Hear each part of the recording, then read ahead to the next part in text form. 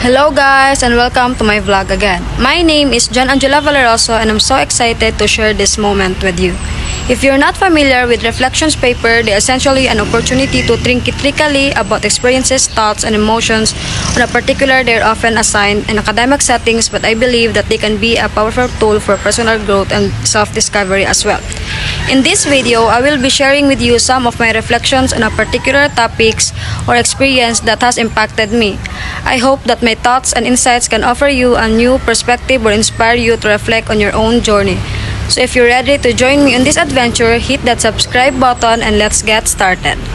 Half of the creation of Philippine independence. As I look within myself, I am reminded of the importance of being an active participant in the pursuit of a better Philippines. I realize that I have a role to play in making sure that our country stays true to the values and principles that our forefathers fought for.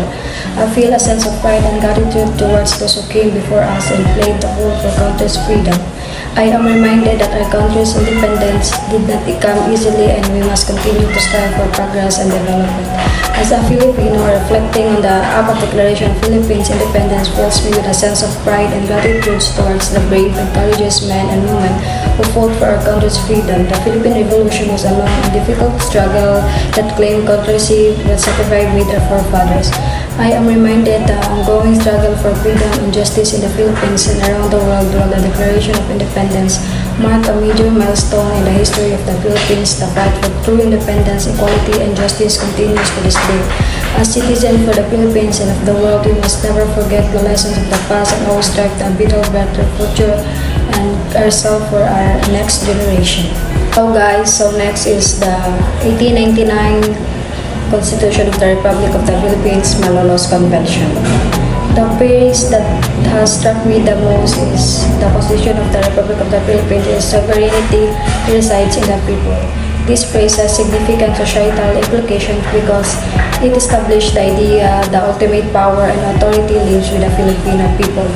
Rather than with any individual or group of individuals, this concept of popular sovereignty is a cornerstone of democracy, and individuals implies that the government must be accountable to the people and act in their best interest. Furthermore, the idea of sovereignty residing in the people has important sectoral implications, particularly for marginalized and underrepresented groups. It implies that all members of society have an equal stake in governance, that their voices and perspective should be taken into account. This is particularly important for historical marginalized groups such as indigenous people, women, and the LGBTQ community, who have often been excluded from political process and decision-making. Overall, the phrase sovereignty resides in the people is a powerful reminder of the importance of democratic principles, that the need for government to be accountable to all members of society regardless of their social status or background. So, the next reflection paper I discussed, titled Treaty of Peace between the United States of America and the Kingdom of Spain, Treaty of Paris. The mode I choose is telescoping. The Treaty of Peace between the United States and the Kingdom of Spain, signed on December 10, 1898, ended the Spanish-American War and ushered in a new era for both countries. As I consider this momentous event, I am struck by its significance in influencing the course of history and the connection between these two countries. The Treaty of Peace was the conclusion of a brief but fierce struggle, the far-reaching consequences for Spain, the United States, and the rest of the world, the pockmark and the end of Spain remaining colonial empire as it handed over authority of Puerto Rico, Guam, and the Philippines to the United States. The treaty also acknowledged Cuba's independence, which had been battling for independence from Spanish colonial for some years. So guys, it's me again. Let's continue our discussion of reflection paper. The next reflection paper is as a results retraction controversy. I choose the mode microscope. The phrase that struck me is historical revisionism. The societal implications of historical revisionism in the context of the results retraction controversy are significant. This controversy revolved around the supposed retraction of Rizal from his writings against the Catholic Church before his execution. The controversy has been fueled by conflicting accounts, and some of reflections on the topic of Rizal's retraction controversy have led me to several insights and an enduring understanding of his historical event. Firstly, I have come to understand the significance of the Catholic Church role in the Philippine history and the extent of its political and social influence during the Spanish colonial period. So, the controversy has highlighted the power dynamic between the Church and the Philippine people and has promoted a revaluation of the Church's impact on Philippine culture, traditions, and identity. As a society, we must grapple with the role of religion in public life and its impact on individual freedom and human rights. Guys, this is the last topic of Torrentira entitled of Convention between the United States of America and Great Britain delimiting the boundary between the Philippine archipelago and the state of North Borneo 1930. I choose the mode telescoping na one actual societal issue that comes to mind is the digital divide, which refers to disparity between those who have access to technology and those who do not. This issue is especially pertinent to the themes of education and technology, which are frequently debated in academic settings. As a student, I have been lucky to have had access to technology and the internet throughout my academic career. I've been able to use these tools to research and complete assignments, communicate with classmates and teachers, and access online resources such as textbooks and academic journals. However, I am conscious that not all pupils have equal access to technology and the internet, which can put them at a disadvantage. The digital divide can have a significant impact on students' academic success. Without access to technology and the internet, students may struggle to complete assignments, research topics, and communicate with their teachers and classmates. As a young person, I was also affected in numerous ways by the digital divide.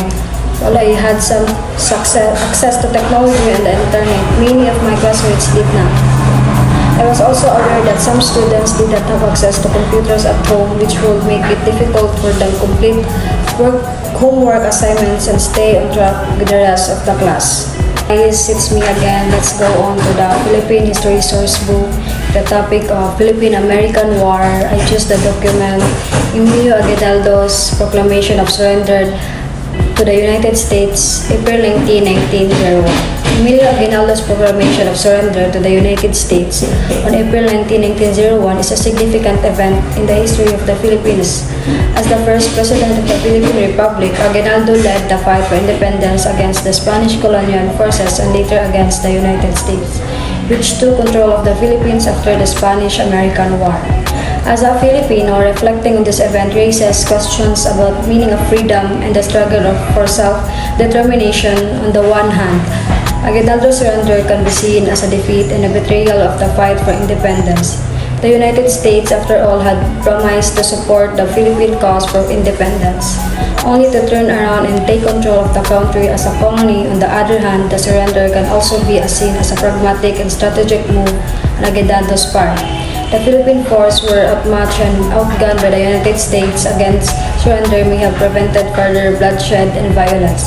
It also allowed for the possibility of negotiating for some degree of autonomy or independence in the future. It's me again. Let's proceed to the next topic of Philippine History Sourcebook, American period. I choose the document Treaty of Peace between the United States of America and the Kingdom of Spain. Treaty of Paris signed in Paris, December 10, 1899. The Treaty of Paris, signed on December 10, 1899, ended the Spanish-American War and resulted in Spain losing control of several of its colonies, notably Puerto Rico, Guam, and the Philippines, to the United States. The pact marked a watershed moment in American history as it heralded the country's emergence as a major imperial power and extension beyond its continental limits. The Treaty of Paris between the United States and Spain was a watershed point in history with long-lasting consequences that continue to impact society today. This event emphasized the complexity of power and diplomacy and international relations, as well as the influence this can have on individuals and nation lives. The enduring impact of colonialism and imperialism, which is still felt today in areas obtained via force in the position of American norms culture, is one of the abiding understanding of the Treaty of Paris. This has resulted in the erasure of cultural legacy, language, and costume, as well as the marginalization and subjugation of minority populations. Me again, let's go on to the next topic of Philippine History Sourcebook entitled of Commonwealth of the Philippines. I choose the document entitled The 1935 Constitution, Official Gazette of the Republic of the Philippines. The 1935 Constitution of the Philippines is a crucial document that played a pivotal role in the country's history. As I read through its provision and Official Gazette of the Republic of the Philippines, I gained insight into the document's significance and enduring impact on the country's political, legal, and social landscape. The 1935 Constitution is a significant document in Philippine history as it established the Commonwealth of the Philippines and paved the way for the country's eventual independence. One of the most important aspects of the 1935 Constitution is its Bill of Rights, which guarantees the fundamental freedoms of Filipino citizens. The right to free speech, religion, and assembly, among others, are essential to the preservation of democracy and the protection of individual rights. The inclusion of this right in the Constitution reflects the desire of the farmers to create a government that is accountable to the people and respect their rights. Overall, studying the 1935 Constitution allowed me to gain a deeper appreciation for the struggles and sacrifice of our forefathers in fighting for our country, freedom, and independence. It also reminded me of the importance of having a strong and just constitution that upholds the values and aspiration of its people.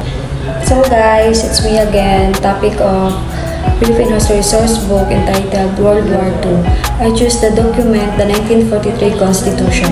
The Philippine 1943 Constitution is a document that encapsulates the hopes and values of Filipino people during a period of occupation and struggle.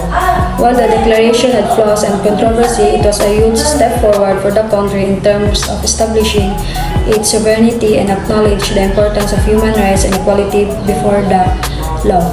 The 1943 Constitution provides insight into the Philippine complicated and difficult past, as well as the battles that the Filipino have endured in their pursuit of independence, self-determination, and democratic administration. The manifesto emphasized the importance of language policy, national identity, and inclusivity in developing in the Philippine cultural and political landscape.